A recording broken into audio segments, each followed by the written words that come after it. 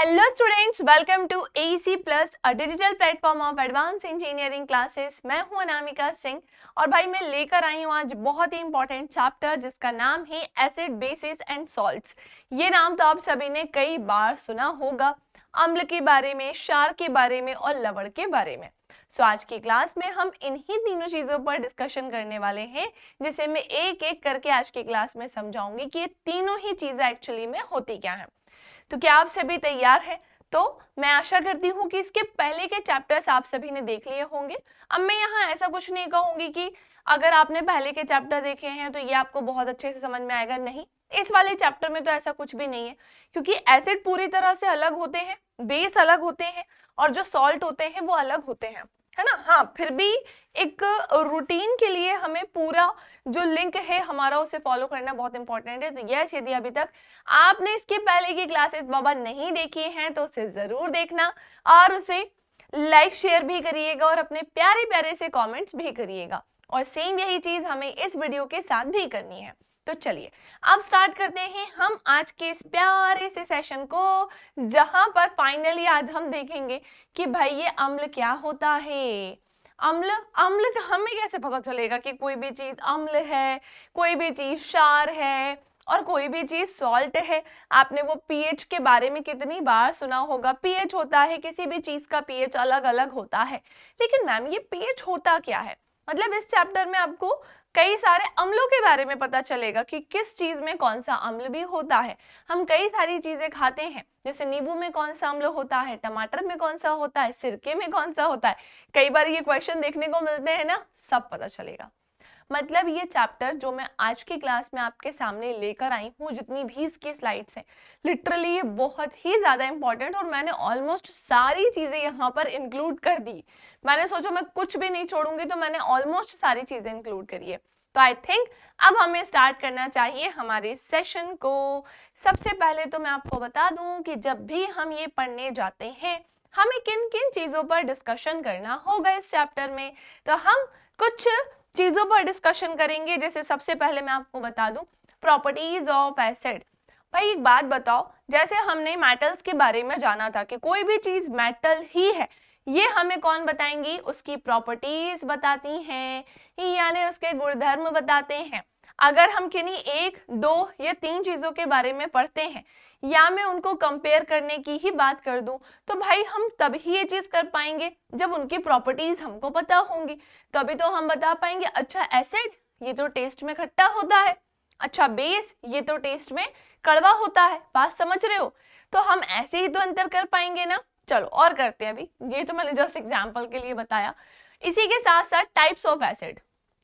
भाई एक बात बताओ, जब हम अम्ल के बारे में जान लेंगे कि कोई भी चीज अम्ल है तो उसकी फिजिकल प्रॉपर्टीज क्या क्या होती है, फिजिकल कह रही हूँ, उसकी प्रॉपर्टीज क्या क्या होती हैं, अम्ल के गुणधर्म क्या क्या होते हैं, जिसके आधार पर हम अम्ल की पहचान कर सकते हैं।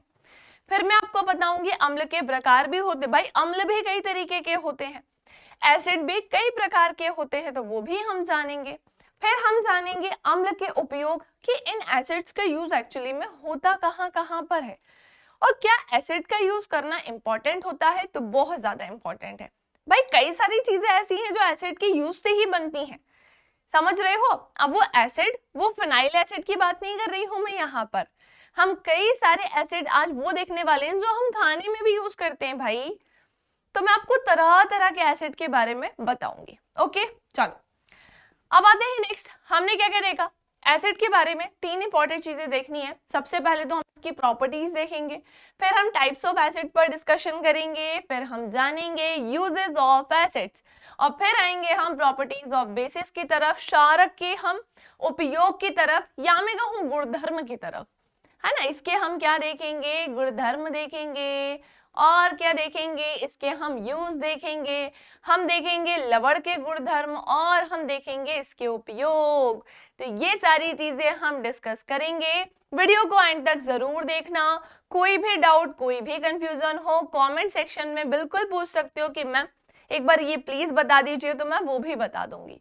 हमारी पूरी टीम रहती है भाई, आपको पूरी तरीके से अगर कोई भी सपोर्ट चाहिए होगा तो कमेंट सेक्शन में सब पता चल जाएगा। तो कभी भी आपको लगे कि किसी चीज के बारे में आपको पूछना है, कहीं कोई डाउट है, या सेशन कैसा लगा ये भी बताना है तो सब कमेंट सेक्शन में आप बता सकते हो। ओके, सो चलो आई थिंक अब हमें देखना स्टार्ट करना चाहिए, बट उसके पहले हम आते हैं केमिकल कंपाउंड रासायनिक यौगिक की तरफ।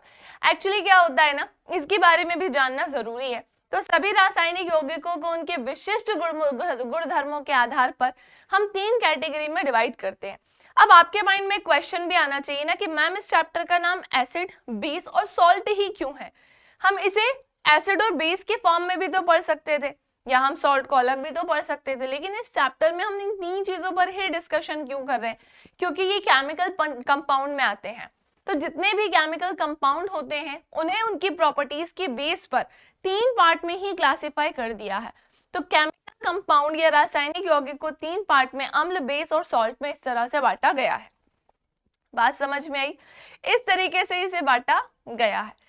तो कभी भी कोई चैप्टर जब हम पढ़ने जाते हैं, जैसे मैं आपको धातु अधातु भी पढ़ा रही थी, मेटल्स नॉन मेटल्स भी पढ़ा रही थी, तो मैंने वहां पर क्या किया था, मैंने सीधे वो पढ़ा दिया था क्या? ना जी ना, मैंने वहां पर सबसे पहले एलिमेंट्स के बारे में बताया था, और एलिमेंट्स के भी पहले मैंने आपको प्योर सब्सटेंस के बारे में बताया था, और उसके भी पहले मैंने आपको सब्सटेंस के बारे में बताया था। मतलब लेवल देख रहे हो, गहराई का लेवल देख रहे हो कि मैम ने कहां से पहुंचकर कहां तक बता दिया। वरना नॉर्मली लोगों को पता नहीं होता, स्टूडेंट्स को इतना पता नहीं होता है, जो अगर पहले से ही जिसको इस चीज का नॉलेज ना हो। बट मेरा स्टार्टिंग से ही ऐसा रहता है कि मैं आपकी एनसीईआरटी के अकॉर्डिंग ही आपको पढ़ाऊं। हाँ, अब कोई मुझसे ये कहेगा कि मैम इतना डिटेल में क्यों जाना है, चले जाओ, एक बार पढ़ना है। हम कोई पंचवर्षीय योजना थोड़ी ना लेकर आए हैं कि हम 5 साल तक केवल तैयारी ही करते रहेंगे, नहीं। एक बार पढ़ेंगे और ऐसा पढ़ेंगे कि दुनिया का कोई भी, भाई जीएस इतना बड़ा है, जितना पढ़ोगे उतना कम है। तो ठीक है ना, मैम पढ़ा तो रही है, जब मैम पढ़ा रही है तो मैम की सुन लेते हैं, और जब हम इतना डिटेल में जाना ही पड़ेगा, कोई सेकेंड ऑप्शन नहीं है, तो हम चले जाते हैं। एक काम करते हैं, हम चले ही जाते हैं। ठीक है, चलिए। तो ये केमिकल कंपाउंड में 3 चीजों को पढ़ना है। नेक्स्ट अब आते हैं एसिड की तरफ, अम्ल की तरफ। सो एसिड की अगर मैं बात करूं, इसकी जो व्युत्पत्ति हुई है, कई लोगों को इसका व्युत्पत्ति का मतलब नहीं पता होता है। ये डिराइव जो हुआ है, यानी कि जो उत्पन्न हुआ है, वो एक लैटिन वर्ड से हुआ है, जो कि नाम होता है एसिडस। क्या नाम होता है? एसिडस, जिसका मीनिंग होता है खट्टा। इसलिए अम्ल स्वाद में कैसे होते हैं? खट्टे होते हैं। तो अगर कोई तुमसे बोले कि बताओ ये एसिड वर्ड किस भाषा का है, तो बोल देना ये लैटिन भाषा का वर्ड है, और ये लैटिन भाषा की एसिडस से लिया गया है, जिसका मीनिंग क्या होता है? तो जिसका मीनिंग होता है खट्टा। और एक सबसे अच्छा पॉइंट याद रखना कि जो एसिड्स होते हैं वो स्वाद में खट्टे होते हैं। सिरका कैसा होता है? खट्टा ही होता है ना। तो यस, तो कई सारे एसिड्स, अभी हम नींबू कैसा होता है? नींबू में भी तो अम्ल ही होता है ना, वो भी कैसा होता है? खट्टा होता है। तो एसिड्स की पहचान ही यही है कि ये टेस्ट में कैसे होंगे? खट्टे। हाँ, एक चीज और है कि कुछ थोड़ा खट्टा होता है और कुछ बहुत ज्यादा खट्टा होता है, तो वो भी हम जानेंगे। नेक्स्ट आते हैं अम्ल, वह रासायनिक यौगिक अथवा पदार्थ है जो रासायनिक अभिक्रिया के दौरान प्रोटॉन तथा हाइड्रोजन का त्याग करता है तथा इलेक्ट्रॉनिक या इलेक्ट्रॉन ग्रहण करता है। अब मेरी बात बहुत ही ध्यान से सुनना। देखो, बात कुछ ऐसी है कि इसके लिए आपको ना ये पता होना चाहिए, इलेक्ट्रॉन ग्रहण और त्याग, मतलब ग्रहण उसको रिसीव क्यों कर रहे हैं, उसको एक्सेप्ट क्यों किया जाता है, और जो इलेक्ट्रॉन्स होते हैं उसे त्यागा क्यों जाता है। तो मैं एक छोटू सा कॉन्सेप्ट तुमको बताने जा रही हूँ, ताकि तुम्हें ये पूरी कहानी अच्छे से समझ में आ जाए। वैसे तो ये तुम्हें कहाँ पढ़ने को मिलेगा, तो ये तुम्हें परमाणु संरचना, एटॉमिक स्ट्रक्चर में पढ़ने को मिलेगा, पर मैं छोटा सा कॉन्सेप्ट यहाँ पर बता रही हूँ, तो बहुत ही ध्यान से स्पीड में सुनना।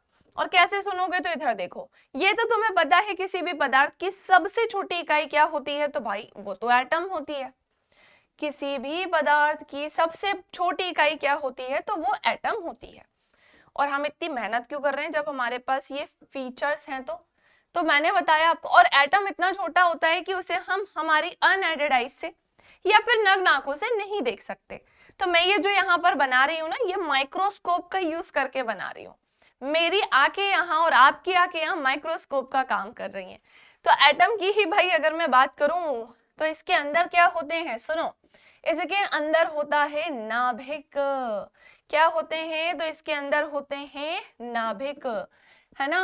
और मैं यहाँ पर कुछ इस तरीके से इसे बनाती हूँ, समझते चलेंगे। ये ऐसा और बनाते हैं, और ये ऐसा, है ना।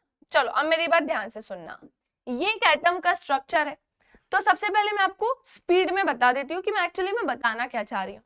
देखो होता क्या है कि जो एटम होता है, जैसे कि मान लो कि ये स्टाइलस है, भाई ये किससे मिलकर बना है, बहुत सारे एटम से मिलकर बना है, लेकिन इसकी सबसे छोटी इकाई क्या होगी, सबसे लास्ट में सबसे छोटा जो बचेगा, और वो क्या होगा, एटम यानी कि परमाणु। वो अनडिवाइडेड है, उसको डिवाइड करोगे, अगर वो डिवाइड हो जाएगा तो फिर वो सबसे छोटा कैसे हुआ ना, फिर उसका अस्तित्व ही खत्म हो जाएगा। तो हमें एक बात पता चली कि जो एटम्स होते हैं बाबा वो अनडिवाइडेड होते हैं, और दूसरी चीज कि जो एटम्स होते हैं वो स्मॉलेस्ट यूनिट होती है, सबसे छोटी इकाई होती है ना। तो अगर मैं इसके बारे में बात करूं तो आपने एटम में नाम सुना होगा, उसके अंदर इलेक्ट्रॉन प्रोटॉन न्यूट्रॉन होते हैं, पढ़ाया है मैंने आपको, इतना अनजान मत बनना। नाभिक में क्या होता है भाई, प्रोटॉन और न्यूट्रॉन होता है। और ध्यान से सुनना कि जो इलेक्ट्रॉन्स होते हैं ना वो इसके चारों तरफ चक्कर लगाते हैं, इसकी चारों तरफ चक्कर लगाते हैं, लेकिन मैम इलेक्ट्रॉन इसमें बैठते कैसे हैं, तो वो भी मैं थोड़ा सा बताती हूँ आपको। सबसे पहले तो सुन लो, इलेक्ट्रॉन अगर इसके अंदर होते हैं तो ये सारे ऑर्बिट्स होते हैं। अभी हमारे टोटल 118 एलिमेंट से 118 तत्व हैं, और उन 118 तत्वों की अगर मैं बात करूं तो 118 तत्वों में टोटल जो ये ऑर्बिट्स है ना, अभी तुम्हारे सामने मैंने केवल 4 बनाए, उसमें केवल 7 ही है, लेकिन ये ना अनलिमिटेड होते हैं, मतलब इसकी कोई ना निश्चित संख्या नहीं होती है। अगर मैं तुमसे बोलूं कि ये है के ऑर्बिट, ये है एल, ये है एम, ये है एन, तो यहां तक कहानी खत्म, इसकी कोई निश्चित संख्या नहीं होती है। ये 118 के अकॉर्डिंग 7 पार्ट्स में 7 ऑर्बिट्स जो हैं वो उस तरह से बटे हैं, लेकिन ये अनलिमिटेड होते हैं, अनलिमिटेड कह रही हूँ, ये इनफाइनाइट होते हैं, अनंत होते हैं। जैसे जैसे और एलिमेंट्स आते जाएंगे ना तो वैसे वैसे ये बढ़ते जाएंगे, लेकिन हमारे जितने एलिमेंट्स है उसके अकॉर्डिंग ये बहुत सारे हैं। तो मैं अभी कुछ के एग्जाम्पल से ही समझा रही हूँ, K L M N O P, ये तो बढ़ता जाएगा। जो इलेक्ट्रॉन्स होते हैं ना फिर वो इन्हीं में चक्कर लगाते हैं, लेकिन क्या इलेक्ट्रॉन्स बैठते जाएंगे क्या, सुनो, इसमें मिनिमम 2 बैठेंगे, इसमें 8 बैठते हैं, ऐसे करके ना सब में निश्चित रहता है कि किसमें कितना बैठेगा। अब जैसे ध्यान से सुनना, मैंने तुमसे बोला Na के बारे में, सोडियम के बारे में, मैं तुम्हें बताऊं इसका जो प्रोटॉन होता है ना उसकी संख्या भी 11 है, और जितनी प्रोटॉन की होती है उतनी इलेक्ट्रॉन की भी होती है। तो प्रोटॉन तो इसमें बैठ जाएगा कि चलो ठीक है 11 है, लेकिन इलेक्ट्रॉन इसमें 11 कैसे बैठेगा, तो वो ऐसे बैठेगा। अगर मैं तुमसे बोलूं कि इसमें इलेक्ट्रॉन को 11 को बैठाना है तो तुम्हें 2 यहाँ बैठाने होंगे, चलो 2 बैठा दिए, यहाँ एक, यहाँ एक, यहाँ। पहले वाले में 2 ही बैठ सकता है, पहले ऑर्बिट में, दूसरे वाले में 8 ही बैठ सकता है ना। 2 यहाँ बैठ गए, दूसरे वाले में 8 बैठ सकते हैं। आप सुनो, तुम में से कोई ये मत कहना कि मैम हमें कैसा पता चलेगा, बस मेरी थोड़ी भावनाओं को समझो। क्यों? क्योंकि मैं अभी वो वाला चैप्टर पढ़ा ही नहीं रही हूँ, मैं तुम्हें H+I वो ग्रहण और एक्सेप्ट और त्यागने की कॉन्सेप्ट को बस यहाँ एक्सप्लेन कर रही हूँ।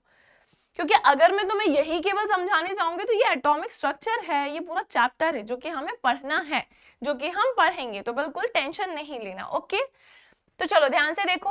अब हमने देखा 8 इलेक्ट्रॉन बैठाने, एक यहाँ पर और हो गया, एक यहाँ, 3 4 5, कहाँ बैठ गए तुम, रुको रुको रुको, हाँ 1 2 3, है ना, उल्टा बैठा दिया, दूसरे ऑर्बिट में जा चुके हैं अब हम। हाँ, एक यहाँ, 2 3, है ना, और क्या है भाई, 4, 3 हो जाएगा, ठीक है, 4 हो जाएगा। 4 के बाद जल्दी से देखो, 5वां, 6वां, 7वां, और ये 8वां।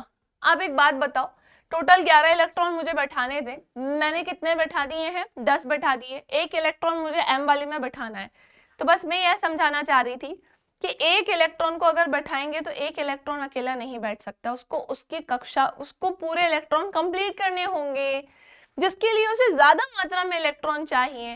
अब तुम किसी से ज्यादा कर्जा मांगोगे तो बुरा नहीं लगेगा तुमको अंदर से, और मैं इतने सारे पैसे कैसे मांग सकता हूँ, तो वैसे ही इसको भी बुरा लगा कि मैं अकेला ही हूँ, मुझे कितने सारे इलेक्ट्रॉन मांगने पड़ जाएंगे, और मैं किस किस से मांगूंगा। तो इस चक्कर में अपने इलेक्ट्रॉन को क्या कर देता है, त्याग। और जब ये अपने इलेक्ट्रॉन को त्याग कर देता है तो इस पर जो चार्ज है ना वो पॉजिटिव आता है। ऐसे ही क्लोरीन होता है, वो इलेक्ट्रॉन को रिसीव कर लेता है, उसको जरूरत रहती है, तो उस पर जो चार्ज होता है वो नेगेटिव आता है। डन। केवल मैंने एक छोटू सा कॉन्सेप्ट क्लियर करा है, आई होप आपको अच्छे से समझ में आ गया होगा। तो हमेशा ध्यान रखना कि अम्ल एक ऐसा रासायनिक यौगिक होता है, इलेक्ट्रॉनिक कंपाउंड होता है, या फिर एक ऐसा पदार्थ है, एक सब्सटेंस है, जो रासायनिक अभिक्रिया के दौरान, जब रासायनिक अभिक्रिया होती है, केमिकल रिएक्शन होता है, उसके दौरान प्रोटॉन और जो हाइड्रोजन H+ है ना का त्याग करता है। क्यों करता है आपको पता ही है, बस ये ध्यान रखना कि अम्ल H+ आयन को त्याग करते हैं, प्रोटॉन और H+ आयन का ये क्या कर देते हैं, त्याग करते हैं, है ना। और इसमें प्रोटॉन का भी होगा, और इलेक्ट्रॉन को क्या कर देते हैं, ग्रहण करते हैं। इलेक्ट्रॉनिक ग्रहण लिखा है यहाँ पर, तो हम बोलेंगे क्या कि ये इलेक्ट्रॉन्स क्या करते हैं भाई, ग्रहण करते हैं। बात समझ में आई? चलो देख जाते हैं अब हम, ये तो मैंने तुम्हें अभी एक्सप्लेन किया है। प्रॉपर्टीज ऑफ एसिड्स, तो सबसे पहली प्रॉपर्टी यही होती है कि भाई टेस्ट में कैसे होते हैं, तो ये खट्टे होते हैं, छाप लेना अपने दिमाग में। नीले लिटमस को लाल लिटमस में कन्वर्ट कर देते हैं, बदल देते हैं। बेसिकली क्या होता है कि जो एसिड्स होते हैं वो नीले लिटमस को लाल में कन्वर्ट कर देते हैं। एसिड्स क्या करते हैं, तो ये जलीय विलयन में भाई जो एक्वियस सॉल्यूशन होता है ना, उसमें क्या करते हैं, तो एक्वियस सॉल्यूशन में H+ आयन देते हैं। कौन सा आयन देते हैं, H+ आयन देते हैं। अम्ल क्षार से अभिक्रिया करके लवण बनाते हैं। लो भाई, ये क्या सुनने में आ रहा है, हाँ बिल्कुल सही सुनने में आ रहा है। अम्ल क्षार से अभिक्रिया क्या बना करके क्या बनाते हैं, लवण। तो ये ध्यान रखना कि अम्ल क्षार के साथ क्या करेंगे, अभिक्रिया, और अभिक्रिया करने के बाद क्या बनाएंगे, तो फिर ये बनाते हैं लवण यानी कि सॉल्ट। क्या मेरी बात समझ में आई? तो ये बनाते हैं लवण यानी कि salt.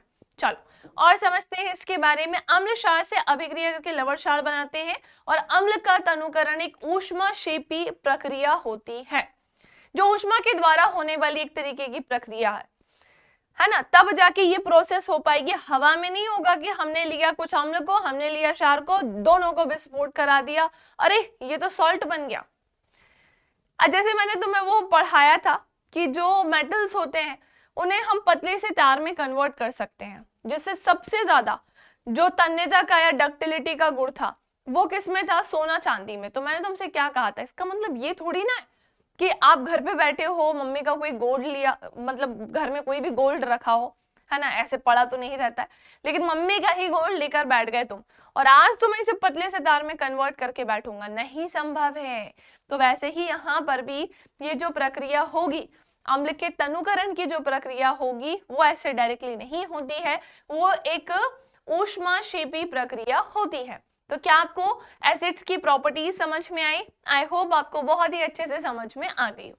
And a very very very important, मैं बहुत सारे अम्लों के एग्जाम्पल देने जा रही हूँ। जैसे आपके सामने सबसे पहले दिख रहा होगा सल्फ्यूरिक एसिड, सल्फ्यूरिक अम्ल H2SO4, जिसे हम कहते हैं लेड बैटरी अम्ल होता है, और रसायनों का राजा है ना। किसका राजा, रसायनों का राजा किसे कहते हैं, तो वो सल्फ्यूरिक अम्ल को कहते हैं। फॉस्फोरिक अम्ल भी होता है, H3PO4 ये होता है। टीथ के ट्रीटमेंट में, चिकित्सा में इसका यूज किया जाता है, और उर्वरक के रूप में भी यूज होता है, खाद्य उर्वरक के रूप में। और जो दांतों के ट्रीटमेंट होते हैं उसमें भी किसका यूज होता है, फास्फोरिक अम्ल का होता है, क्योंकि हमारे दांतों में क्या होता है, कैल्शियम और फास्फोरस होता है, तो उसके ट्रीटमेंट के लिए हम इसका यूज बिल्कुल कर सकते हैं। इसी के साथ है नाइट्रिक एसिड, नाइट्रिक अम्ल HNO3, ये अमोनियम नाइट्रेट और कैल्शियम अमोनियम नाइट्रेट के उत्पादन में हेल्प करता है। इसी के साथ में अगर बोलूं तो हाइड्रोक्लोरिक एसिड, अगर HCl की मैं बात करूं तो ये एक जठर अम्ल होता है। भाई ये HCl क्या करता है, तो ये एंटा एसिड के फॉर्म में भी काम करता है, एंटा एसिड के फॉर्म में भी काम करता है, प्रति अम्ल के रूप में। कई बार क्या होता है, ये मैंने पढ़ाया भी है भाई, आप में से यदि किसी ने मेरे बायो के सेशंस नहीं देखे हैं, इसी चैनल पर आपको जाना है, और इस ही चैनल पर आपको प्लेलिस्ट बनी मिलेगी मेरी बायोलॉजी की, सो उसे जाकर जरूर से जरूर देखना, क्योंकि वहां पर मैंने पूरी बायो कंप्लीट कराई है, मतलब पूरी, और सब आपको मिल जाएगा वहां पर, तो उसे जरूर देखना, ठीक है। तो वहां मैंने पढ़ाया था कि कई बार ऐसा होता है, फर्स्ट ऑफ ऑल ये कहाँ मिलेगा, हमारे स्टमक में, हमारे पेट में मिलेगा, और हम खाने के साथ कई बार बैक्टीरिया हमारे बॉडी के अंदर चले जाते हैं खाने के साथ, तो हमारा स्टमक में जो HCl होता है वो बिल्कुल ऐसे बैठा रहता है कि जैसे ही कुछ आएगा खाने के साथ उल्टा सीधा, तो मैं उस बैक्टीरिया को मार दूंगा, मैं उसे किल कर दूंगा। लेकिन क्या होता है कि हम कई बार इतनी प्यारी प्यारी चीजें खा लेते हैं, इतनी प्यारी प्यारी चीजें खा लेते हैं कि ये भी फिर कुछ नहीं कर पाता है। और कई बार हमारा और अनशन खाने की वजह से यह हमारा उल्टा, मतलब ये हमारा फ्रेंड भी और फो भी है, यानी कि ये हमारा दोस्त भी और दुश्मन भी है। ये तभी हमारी हेल्प करेगा जब हमने अपनी मर्यादा को लांघा ना हो, और जब हम लांघ देंगे ना तो ये फिर हमारे ऊपर हावी हो जाएगा। तो अगर हम थोड़ा बहुत खाने के साथ जैसे उल्टा सीधा आ गया, जैसे मान लो कि अभी आप बाहर गए, समोसा वमोसा खा लिया या आपने थोड़ा बहुत खा लिया, तो ये उससे लड़ सकेगा। अगर उल्टा सीधा ज्यादा खा लिया होगा तो फिर ये तुम्हारे ऊपर हावी हो जाएगा, तुम्हारे पेट में एसिडिटी कर देगा, जलन होने लगेगी, छाले होने लगेंगे, लूज मोशन भी करने लगेगा, पेट ही खराब कर देगा। तो ये इस तरीके से काम करता है, समझ रहे हो? बाकी तो मैंने पूरा वहां पढ़ाया था, तो उसे जरूर से जरूर देख लेना। आप सुनो, तो हमने क्या क्या देख लिए, कुछ एग्जाम्पल्स देख लिए हैं सल्फ्यूरिक अम्ल का, फास्फोरिक अम्ल का, नाइट्रिक अम्ल का। अब आते हैं नेक्स्ट, अब हम, है ना, तो हम आते हैं टाइप्स ऑफ एसिड, अम्ल के प्रकार की तरफ, जो कि दो प्रकार के होते हैं। एक नेचुरल एसिड होता है जो हमारी प्रकृति में नेचुरली हमें मिलता है, प्राकृतिक रूप से मिलता है, और एक होते हैं मिनरल एसिड यानी कि खनिज अम्ल, जो कृत्रिम रूप से खनिजों द्वारा निर्मित होते हैं। अब नेचुरली जो हमें अर्थ से मिलते हैं, तो वो कहां से, कैसे, अर्थ से कैसे मिलेंगे? तो ऑब्वियस सी बात है कि एनिमल के थ्रू मिलेंगे या फिर पेड़ पौधों के थ्रू मिलेंगे, हाँ या ना भाई? नेचुरली तो हमें प्लांट्स ही देंगे या फिर कोई एनिमल दे देगा, क्योंकि हम वैसे भी खाते पीते क्या है, हम एनिमल बेस्ड प्रोडक्ट लेते हैं या फिर प्लांट बेस्ड प्रोडक्ट खाते हैं। अब तुम ये मत कहना कि हम मैम एनिमल बेस्ड प्रोडक्ट कैसे खाते हैं या कैसे लेते हैं, कैसे कंज्यूम करते हैं। क्यों भाई, मिल्क नहीं लेते हो क्या? मिल्क नहीं लेते हो क्या? बिल्कुल लेते हो ना। तो और वही प्लांट से बात करूं, वेजिटेबल्स लेते हो, फ्रूट्स लेते हो, तो हम सबसे थोड़ा थोड़ा करके अपना जीवन यापन कर रहे हैं। चलिए नेक्स्ट आते हैं अम्ल के प्रकार में। अब सबसे पहले हम नेचुरल एसिड के बारे में पढ़ते हैं, जो कि ऑर्गेनिक एसिड भी कहलाता है। कौन सा एसिड कहलाता है? ऑर्गेनिक एसिड, जिसे हम प्राकृतिक अम्ल कहते हैं। फर्स्ट ऑफ ऑल अपने दिमाग में बैठा लो कि जो भी प्राकृतिक अम्ल होगा वो प्रकृति में हमें प्राकृतिक रूप से ही मिलेगा, नाम से ही समझ जाएंगे हम। जैसे अम्ल जिनके प्राकृतिक स्रोत होते हैं, कैसे होते हैं? प्राकृतिक स्रोत होते हैं, जैसे पौधे, जानवर आदि से प्राप्त किए जाते हैं, ऐसे अम्लों को प्राकृतिक अम्ल कहते हैं। प्राकृतिक अम्लों को कार्बनिक अम्ल भी कहा जाता है, जैसा कि हमने देखा है। ऑर्गेनिक अम्ल को हिंदी में कार्बनिक अम्ल कहते हैं। सभी कार्बनिक अम्लों में कार्बन अनिवार्य रूप से उपस्थित होता है, और कार्बन एक क्या होता है, और कार्बन एक क्या है, धातु है या अधातु है? तो ये एक नॉन मेटल है, अधातु होता है। और कार्बन के क्या होते हैं? कई सारे अपरूप होते हैं। इसे दो पार्ट में बांटा जाता है, एक क्रिस्टलीय और एक अक्रिस्टलीय। जिसने मेरा वो नॉन मेटल वाला सेशन नहीं देखा है वो देखना, वहां सब बताया है, वहां पर भाई सब बताया। तो सभी कार्बनिक अम्लों में कार्बन अनिवार्य रूप से उपस्थित होता ही है। विभिन्न प्रकार के फल, सब्जियां, दूध, दही एवं जीव जो होते हैं वो कार्बनिक अम्लों के स्रोत हैं। जैसे साइट्रिक अम्ल हो गया, एसिटिक अम्ल हो गया, लैक्टिक अम्ल हो गया, ये सब क्या होते हैं भाई? तो ये सारे ही अम्ल हमें नेचुरली अर्थ से मिलते हैं। लेकिन नेचुरली हमें किसके थ्रू मिलते हैं? तो इन सब चीजों के थ्रू मिलते हैं, चाहे वो फल के रूप में, चाहे वो सब्जियों के रूप में, दूध दही के रूप में, या किसी जीव के रूप में, किसी भी रूप में हमें मिलते हैं। पर हाँ, कई तरीके के अम्ल मिलते हैं, तो वही क्या कहलाते हैं? Natural acid. जैसे सुनो, अब हमने देखा कि एक साइट्रिक अम्ल होता है, किन किन में मिलेगा? तो नींबू, संतरा और जितने भी खट्टे फल होते हैं। भाई एक चीज मैं आपको बता दूं, ये वाला जो चार्ट है ना, वो आपके लिए बहुत ज्यादा आईएमपी है, मतलब एक्सट्रीम लेवल वाला आईएमपी है। इसे ना बहुत सोच समझ के बनाया गया है। तो साइट्रिक अम्ल की अगर मैं बात करूं तो नींबू, संतरा और जितने भी खट्टे फल होते हैं उनमें ये पाया जाता है। एसिडिक अम्ल की अगर मैं बात करूं, कौन से अम्ल? एसिडिक अम्ल की अगर मैं बात करूं, सिरके में ये पाया जाता है।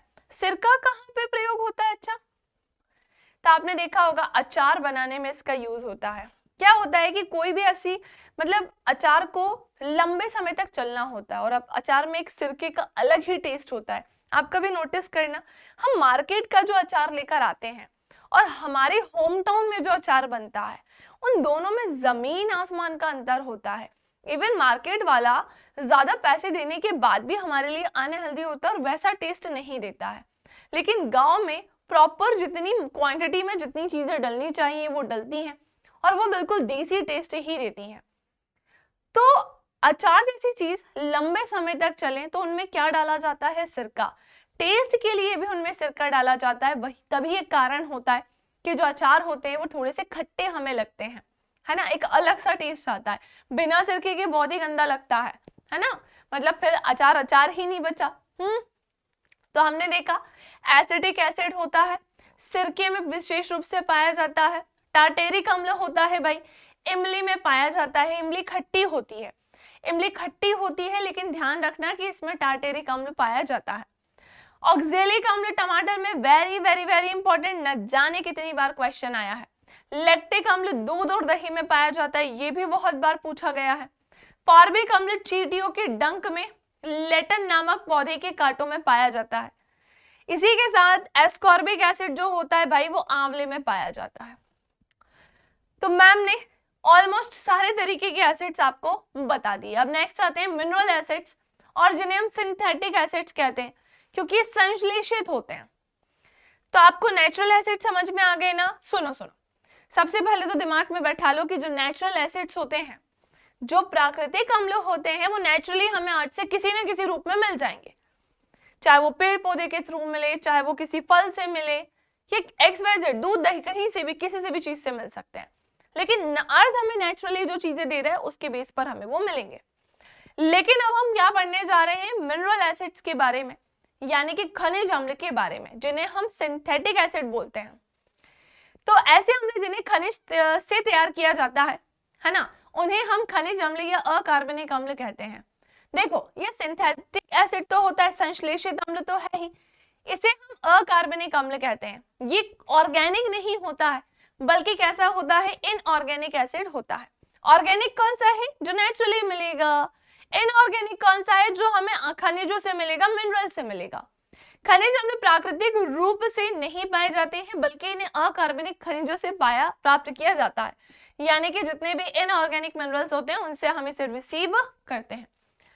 खनिज अम्ल वस्तुतः वे यौगिक हैं जिनमें हाइड्रोजन तथा अधात्विक तत्व उपस्थित होते हैं। लो भाई, तो क्या बोल रहे हैं कि जो खनिज अम्ल होते हैं एक ऐसे एसिड होते हैं, एक ऐसे कंपाउंड होते हैं, यौगिक बोले तो कंपाउंड, और ये कह मत देना कि मैम कंपाउंड क्या होता है। तो खनिज अम्ल एक ऐसे कंपाउंड होते हैं, यौगिक होते हैं जिनमें हाइड्रोजन तथा अधात्विक तत्व उपस्थित होते हैं। आप सुनो, अधात्विक तत्व बोले तो, अगर धात्विक बोलते दैट मींस वो धातु की बात कर रहे हैं, अधात्विक बोल रहे हैं दैट मींस ये नॉन मेटल की बात कर रहे हैं, है ना। और ये लिखा भी है नॉन मेटेलिक एलिमेंट्स, बात समझ रहे हो? चलो अब कुछ एग्जाम्पल देखते हैं, जैसे सल्फ्यूरिक एसिड हो गया, H2SO4 हो गया, हाइड्रोक्लोरिक अम्ल हो गया, HCl हो गया, HCl भी इसी में आएगा, दोनों की कैटेगरी में ये जाएगा, ध्यान रखना। नाइट्रिक अम्ल HNO3 हो गया, और सर्वप्रथम खनिज अम्ल जिन्हें हम बेंच अम्ल भी कहते हैं। क्या बोलते हैं? बेंच अम्ल भी कहते हैं, ठीक है ना। चलिए एक चीज मैंने, हाँ ठीक है, जस्ट एग्जाम्पल लिखा था ना वो HCl का, हाँ, तो ध्यान रखना कि कौन सा किस में गया है, ये नेचुरल में नहीं था, है ना। तो हमने क्या देखा, कहां तक? ये कुछ एग्जाम्पल सीख लिए हैं। अब कोई तुमसे पूछे कि जल्दी बताओ एसिड कितने प्रकार के होते हैं, तो फटाफट से बता देना, एक नेचुरल होता है और एक मिनरल एसिड होता है। दोनों में डिफरेंस है, ये नेचुरली मिलेगा और ये इनऑर्गेनिक फॉर्म में मिलेगा। अब ये इनऑर्गेनिक फॉर्म में मिल रहा है, दैट मीन्स ये इनऑर्गेनिक कंपाउंड से मिलेगा, या मैं कहूँ एलिमेंट से मिलेगा, एलिमेंट से ही मिलेगा बोलेंगे, कंपाउंड नहीं होगा, जिसमें हम नॉन मेटल से हमें से ये सारी चीजें प्राप्त होती हैं, जिनके एग्जांपल्स आपके सामने हैं, ठीक है। चलिए नेक्स्ट आते हैं स्ट्रॉन्ग एसिड, प्रबल अम्ल। बहुत क्वेश्चन आता है कि प्रबल अम्ल क्या होता है, तो सुनो, वे अम्ल जो जलीय विलयन में पूर्णतः आयनित हो जाएं, आयोनाइज्ड हो जाए, उसी को क्या बोलते हैं भाई? उसी को क्या बोलते हैं? प्रबल अम्ल, स्ट्रॉन्ग एसिड बोलते हैं। वही क्या कहलाता है? प्रबल अम्ल, यानी कि स्ट्रॉन्ग एसिड कहलाता है, जो पूरी तरह से जो जलीय विलयन यानी कि एक्वस सॉल्यूशन में अच्छे से आयोनाइज्ड हो जाए। प्रबल अम्लों में प्रोटॉन तथा हाइड्रोजन आयन H+ त्याग करने की सबसे ज्यादा क्षमता होती है। प्रोटॉन को भी और H+ यानी हाइड्रोजन आयन जो है उसे त्याग करने की सबसे ज्यादा क्षमता होती है, अर्थात प्रबल अम्ल अपने संगठक तत्वों के आयनों में विखंडित हो जाते हैं। अब ध्यान से सुनना, जैसे सल्फ्यूरिक अम्ल है H2SO4, हाइड्रोक्लोरिक अम्ल है, नाइट्रिक अम्ल है, हाइड्रोब्रोमीन अम्ल हो गया, हाइड्रोआयोडाइड अम्ल हो गया, HI जिसे हम बोलते हैं, ये सारे ही क्या होते हैं, प्रबल अम्ल होते हैं। अब तुम ये मत कहना कि मैम ये HCl यहाँ कहाँ आ गया, सल्फ्यूरिक अम्ल यहाँ कहाँ से आ गया, अभी तो हमने इसे पढ़ा था ना।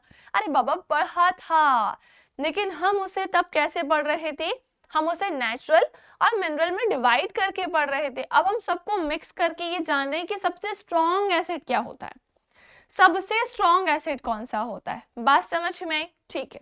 और जिसकी वैल्यू जितनी कम होगी ना, जैसे वो पीएच होता है, रुको जरा मैं तुम्हें पीएच की कहानी अभी आगे होगी ही, जहां तक है बेसिस आ गया ये, कहीं तो होगी, हाँ वो चार्ट यहाँ पे पीएच स्केल का बना नहीं है, पर हाँ उसकी इंफॉर्मेशन पूरी लिखी है। तो इंफॉर्मेशन पूरी लिखी है, चार्ट की तो हमें आवश्यकता है नहीं क्योंकि ऑलमोस्ट पूरा लिखा है, तो कोई बात नहीं।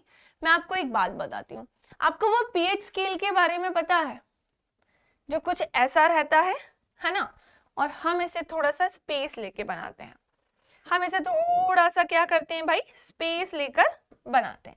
तो हमने इसे कुछ ऐसा लिया, ओके।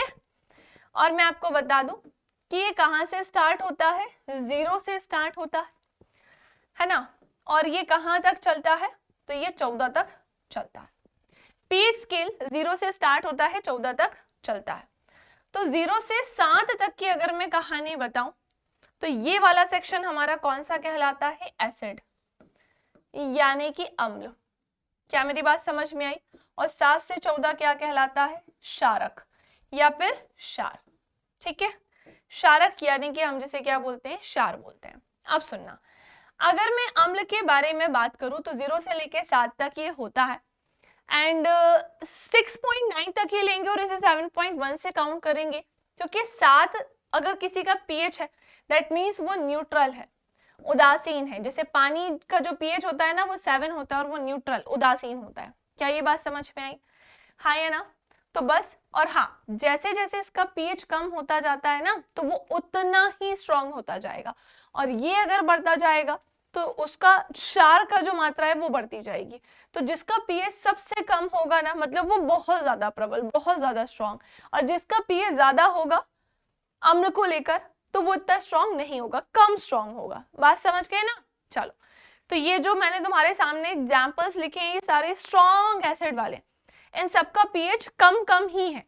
कम कम होने के कारण इनमें एसिड की मात्रा ज्यादा है, ठीक है। चले, अब यहाँ पे कुछ इक्वेशन भी सॉल्व की गई है, उसे भी आप समझ सकते हैं। जैसे ये हाइड्रोक्लोरिक अम्ल लिखा है, ये H+ आयन देता है, और ये क्लोरीन ये माइनस आयन देता है, आयरन कह रही हूँ, आयन देता है।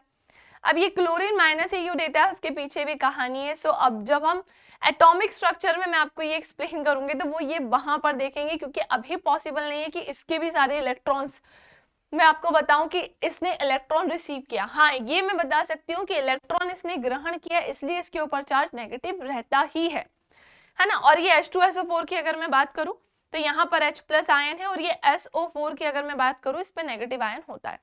तो मैं काम करूंगी ना, मैं इसका एक चार्ट ही लेकर आऊंगी जो कि हमारी एनसीईआरटी में है। तो वही चार्ट हम इसमें देख लेंगे, जहां पर हमें पता चलेगा, क्या पता चलेगा कि किस पे कौन सा चार्ज होता है, ठीक है। और निकालना तो मैं सिखा ही चुकी हूँ, अभी सिखाया मैंने। चलिए, तो नेक्स्ट आते हैं वीक एसिड। जैसे प्रबल अम्ल होता है, स्ट्रॉन्ग एसिड होता है, वैसे वीक एसिड होता होगा। तो वे अम्ल जो जलीय विलयन में पूर्णतः आयनित ना होकर आंशिक रूप से पार्शियली आयनित होते हैं, दुर्बल अम्ल कहलाते हैं, या उसी को हम क्या बोलते हैं, वीक एसिड बोलते हैं। कमजोर अम्ल ये कहलाता है। और हमने क्या देखा, दुर्बल अम्ल अपने हाइड्रोजन आयनों का पूर्णतः त्याग करते हैं। भाई ये पूरी तरह से अपने हाइड्रोजन आयन को त्याग देते हैं, है ना। समान सांद्रता पर दुर्बल अम्लों का पीएच मान प्रबल अम्लों से अधिक होता है। हाँ बिल्कुल होता है। जैसे एसिडिक अम्ल हो गया, है ना, फार्मिक अम्ल हो गया, है ना, ये दुर्बल अम्ल के उदाहरण हैं। ये किसके उदाहरण होते हैं, दुर्बल अम्ल के होते हैं। एसिडिक अम्ल क्या होता है, तो वो आपके सामने है, CH3COOH होता है। और वहीं अगर मैं बोलूं कि फार्मिक अम्ल क्या होता है, तो HCOOH होता है। अब सुनो, इनने यहाँ पर क्या किया है, H प्लस आयन को त्याग दिया और बाकी ये रहा। यहाँ पर भी H प्लस आयन का त्याग हुआ है, बाकी ये है। तो हमने एक चीज और जानी कि प्रबल अम्ल क्या होता है, स्ट्रॉन्ग एसिड क्या होता है और वीक एसिड क्या होता है। नेक्स्ट आते हैं अब हम सांद्र अम्ल के बारे में। ये वर्ड्स आपको मिलेंगे, ये जो वर्ड्स है ना ये कई बार आपको मिलेंगे, इसलिए मैं बार बार चिल्ला चिल्ला के इनका मीनिंग बता रही हूँ। तो वह अम्लीय विलयन जिनमें अम्ल की मात्रा विलायक की तुलना में अपेक्षाकृत अधिक होती है, तो उनको हम सांद्र अम्ल कहते हैं। अब सुनो, जिसको ये नहीं पता है कि विलायक क्या होता है, जिसको ये नहीं पता है भाई कि ये विलायक होता क्या है ना, तो वो मैं आपको बताने जा रही हूँ सॉल्वेंट क्या होता है, सोल्यूट, सॉल्वेंट और सॉल्यूशन के बारे में हम देखते हैं। तो पहले तो अगर मैं आपसे बोलूं कि मैंने इसमें लिया है ना, कुछ बनाना पड़ेगा उसके लिए, तो वो बना लेते हैं। इसको ऐसे बनाते हैं। सुनो, इतनी मेहनत करने से तो अच्छा मैं इसे हाथ से बना डालूं। 1 2 1 2 3 प्लस, प्लस नहीं बना रहे, प्लस दूसरे पेन से बनाएंगे और ये ऐसा, डन, बिल्कुल डन। इन दोनों को प्लस करके फिर ये हम बनाएंगे। तो हमने देखा, हमने क्या देखा, तो हमने देखा इसमें है पानी। क्या है भाई इसमें, तो इसमें है पानी, ठीक है। और सेम इसमें भी क्या है, तो इसमें भी है पानी, इसमें भी क्या है, पानी, है ना। और इसमें भी क्या है, तो इसमें भी है क्या, पानी।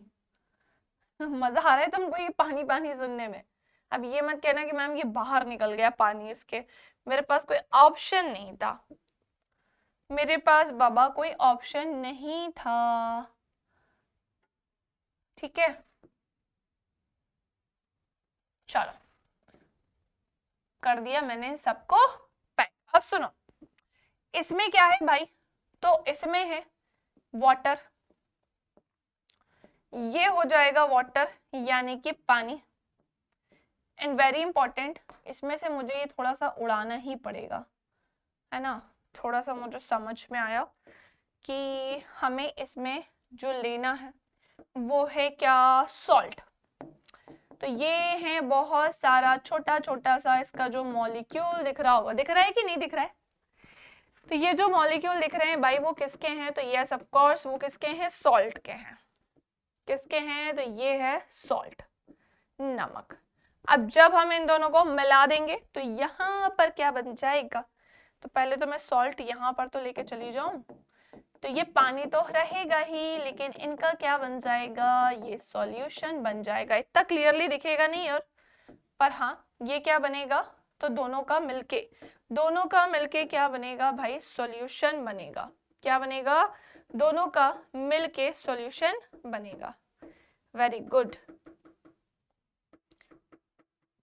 चलिए, तो हमने क्या देखा कि ये क्या बन गया, सॉल्यूशन यानी कि विलयन। अब सुनो, इसमें से सॉल्वेंट क्या है, सॉल्यूट क्या है, तो ये सॉल्यूट होगा और ये सॉल्वेंट होगा। जिसकी मात्रा कम होती है ना वो क्या होता है भाई, विलय होता है। तो ये क्या हो जाएगा, विलय, क्योंकि इसकी मात्रा कैसी है, कम है। ये क्या होगा, सॉल्यूट। और वहीं अगर मैं बात करूं कि ये क्या होगा, तो इसको इसमें मिलाना है ना, जगह इधर उधर हो गई कोई बात नहीं, इसको इसमें मिलाएंगे तब जाके तो ये सॉल्यूशन बनेगा। तो जब ये मात्रा कम है तो ऑब्वियस सी बात है कि इसको इसमें मिलाएंगे और पूरी तरह से मिल जाएगा, तो ये क्या हो जाएगा, सॉल्वेंट, विलायक। और जब इन दोनों को मिला देंगे तो क्या तैयार हो जाएगा, सॉल्यूशन। बात समझ में आई, तो इन तीनों के मीनिंग समझ में आ गए होंगे। तो एक ऐसा अम्लीय विलयन यानी कि एसिडिक सॉल्यूशन जिसमें अम्ल की मात्रा विलायक की अपेक्षा ज्यादा हो, अम्ल जो है वो विलायक से भी ज्यादा हो, मतलब समझ रहे हो, विलायक से भी ज्यादा हो, तो उसी को हम क्या कहते हैं, सांद्र अम्ल कहते हैं। और वहीं तनु अम्ल, डाइल्यूट एसिड क्या होता है भाई, तो वह अम्लीय विलयन जिसमें अम्ल की मात्रा विलायक अम्ल की मात्रा विलायक की तुलना में अपेक्षाकृत कम हो तो उसे हम क्या बोलते हैं, तनु अम्ल। मतलब एक ऐसा अम्ल जो सॉल्वेंट से ज्यादा हो, उसकी मात्रा से ज्यादा हो तो उसे हम क्या बोल देंगे, वो होगा सांद्र अम्ल।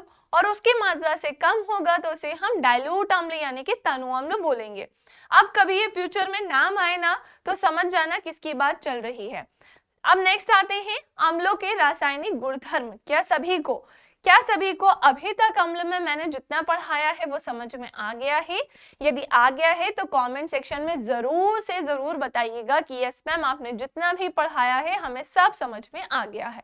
सो केमिकल प्रॉपर्टीज ऑफ एसिड्स, अम्लों के रासायनिक गुणधर्म अब हम देखने जा रहे हैं। जल्दी से देखो, अम्ल क्रियाशील धातुओं के साथ अभिक्रिया करते हैं और लवण तथा हाइड्रोजन गैस उत्पन्न करते हैं। तो हमने क्या देखा कि जो अम्ल होते हैं वो किसके साथ करेंगे, धातुओं के साथ अभिक्रिया करते हैं। धातु मतलब भाई किसकी बात चल रही है, मेटल्स की। किसके साथ अभिक्रिया करते हैं, मेटल्स के साथ रिएक्शन करेंगे और क्या बनाते हैं भाई, सॉल्ट बनाएंगे और हाइड्रोजन गैस को उत्पन्न कर देंगे, रिलीज करेंगे। तो ऐसे हमने क्या देखा, तो हमने ये देखा कि HCl हमको यहाँ दिख रहा है और हमें दिख रहा है Mg। तो HCl क्या होता है, तो ये एक्वस सॉल्यूशन होता है, ये आप सभी को पता है। और ये Mg क्या है, तो ये क्या है, मेटल होता है, मैग्नीशियम की बात चल रही है। तो अगर हम इन दोनों को मिला देंगे तो ये मैग्नीशियम क्लोराइड बनाएगा। मैग्नीशियम क्लोराइड का एक्वस सॉल्यूशन देगा और H2 को यहाँ से क्या कर देगा, रिलीज।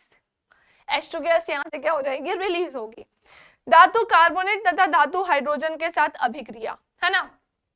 नेक्स्ट आते हैं अब हम अम्ल धातु कार्बोनेट तथा हाइड्रोजन कार्बोनेट के साथ अभिक्रिया करके लवण कार्बन डाइऑक्साइड और जल का निर्माण करते हैं। जी हाँ, बिल्कुल सही है। अम्ल जो धातुएं होती हैं जैसे कि कार्बोनेट और हाइड्रोजन कार्बोनेट की अगर मैं बात करूं तो इसके साथ अभिक्रिया करके क्या बनाएंगे, लवण कार्बन डाइऑक्साइड और ये जल का निर्माण करेंगे। जैसे हमने देखा H2SO4 ये एक्वस सॉल्यूशन है, इसने CuCO3 के साथ क्या कर दिया, अभिक्रिया करी। CuSO4 तो है ये यहाँ पर बना है, H2O वाटर भी बना है और कार्बन डाइऑक्साइड यहाँ से रिलीज हो गई। पानी भी है और कार्बन डाइऑक्साइड भी है। तो अब आप कहेंगे कि मैम हमें ये केमिकल रिएक्शंस कैसे पढ़ने को मिलेगी, या केमिकल रिएक्शंस हमें बनाना नहीं आती है। तो भाई ये थोड़ा सा बनाना सीखना पड़ेगा, इसकी प्रैक्टिस करनी पड़ेगी। वैसे मुझे नहीं लगता कि आप सभी मुझसे ये डाउट पूछेंगे भी, क्यों, क्योंकि थोड़ा बहुत नॉलेज तो आपको होगा ही। सबसे पहले मैं बता दूं कि जो केमिकल रिएक्शंस होती हैं उसको बैलेंस करना होता है, तब जाके वो सही साबित होती है। थोड़ा भी अगर एक दो चीजें छूट जाती हैं तो वो बैलेंस नहीं होती, दैट मीन्स वो रिएक्शन गलत है।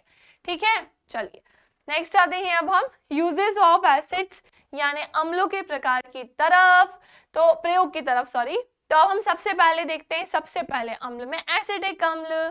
तो ये जो एसिडिक अम्ल होता है इसका यूज कहाँ पर होता है, विनेगर में होता है, सिरके में 3 से 6% एसिडिक अम्ल होता है। जी हाँ, कौन सा अम्ल होता है सिरके में, 3 से 6% होता है भाई।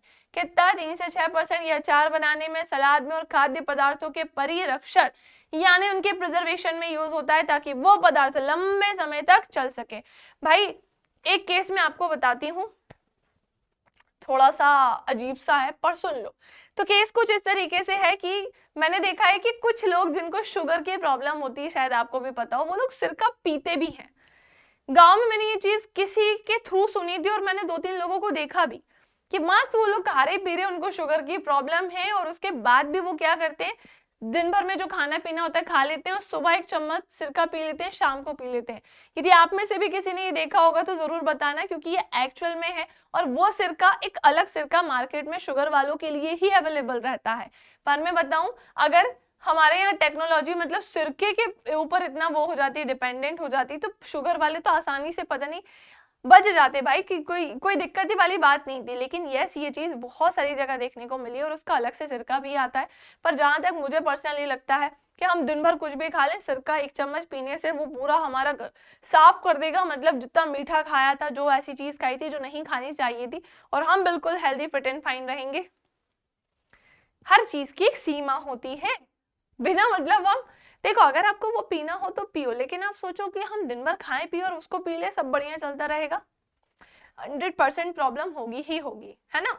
चलिए नेक्स्ट आते हैं अब हम अगले अम्ल की तरफ, जिसका नाम है सिट्रिक अम्ल। सिट्रिक अम्ल की मैं बात करूं, ये चमकदार नमक जो होता है, नमक होता है, सॉरी नामक लिखा है, वो चमकदार नमक बनाने में, धातुओं को साफ करने में और खाद्य संरक्षक के रूप में प्रयोग किया जाता है। It is used in making एफर, क्या लिखा है ये वर्ड इतना खतरनाक सा, आप तो समझ जाना कि ये क्या है भाई, चमकदार होता है, चमकदार नमक के रूप में इसका प्रयोग किया जाता है, या मैं कहूं धातुओं को साफ करने में भी इसका यूज किया जाता है। चलिए नेक्स्ट आते हैं अब हम अगली कहानी की तरफ। सल्फ्यूरिक अम्ल, इसका यूज होता है कार की बैटरी में, पेट्रोल में, ईंधन में, डाई में, पेंट आदि में इसका निर्माण, इसके निर्माण में प्रयोग किया जाता है।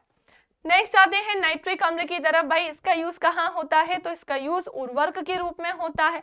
एक्वा रेजिया का आपने नाम सुना होगा, जो कि इन दोनों के मेल से बनता है, वेरी वेरी वेरी इंपॉर्टेंट, जिसको ना पता हो एक्वा रेजिया कई बार आपने नाम सुना होगा, तो वो 3HCl और 1HNO3 के मेल से ही ये बनता है। एवं विस्फोटक के निर्माण और रॉकेट ईंधनों में ऑक्सीकारक, ऑक्सीडाइजर के रूप में भी इसका प्रयोग किया जाता है। और एक्वा रेजिया को याद कर लेना कि एक्वा रेजिया कैसे बनता है। नेक्स्ट आते हैं हाइड्रोक्लोरिक एसिड की तरफ, है ना। हाइड्रोक्लोरिक एसिड की तरफ हम आते हैं, इसके बारे में सुनिएगा। एक्वा रेजिया HCl तो मैं पता ही है, रंजकों के रूप में भी इसका यूज होता है, औषधियों के रूप में और प्लास्टिक निर्माण में भी हम इसका यूज करते हैं। इसी के साथ में बता दूं बोरिक अम्ल भी होता है, इसका भी ये नाम आपने सुना होगा। पादपों में बोरोन की कमी दूर करने के लिए, प्लांट में बोरोन की कमी नहीं होनी चाहिए, है ना, तो उसकी कमी को दूर करने के लिए, और चावल गेहूं के संरक्षण में और फाइबर ग्लास के निर्माण में इसका यूज किया जाता है। और कैरम बोर्ड में पाउडर के रूप में, या मैं कहूँ ड्राई लुब्रिकेंट के रूप में इसका यूज किया जाता है। तो समझ जाओ वो पाउडर की ही बात चल रही है, ताकि वो उसको क्या कर सके, चिकना बना सके।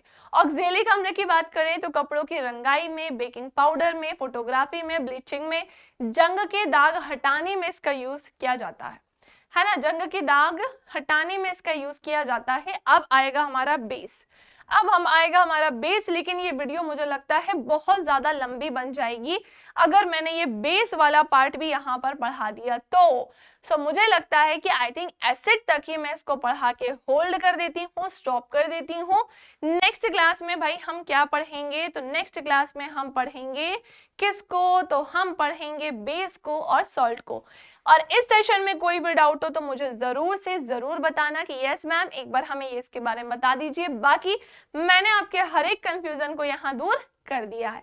आप ध्यान से सुनिएगा, अगर आपने अभी हमारे फेसबुक पेज को फॉलो नहीं किया है, AEC यानी कि एडवांस इंजीनियरिंग क्लासेस के, आपने हमारे फेसबुक पेज को फॉलो नहीं किया है तो भाई जल्दी से जाकर कर दो। अगर आप AEC प्लस से इंस्टाग्राम पे नहीं जुड़े हैं तो जल्दी से जुड़ जाओ।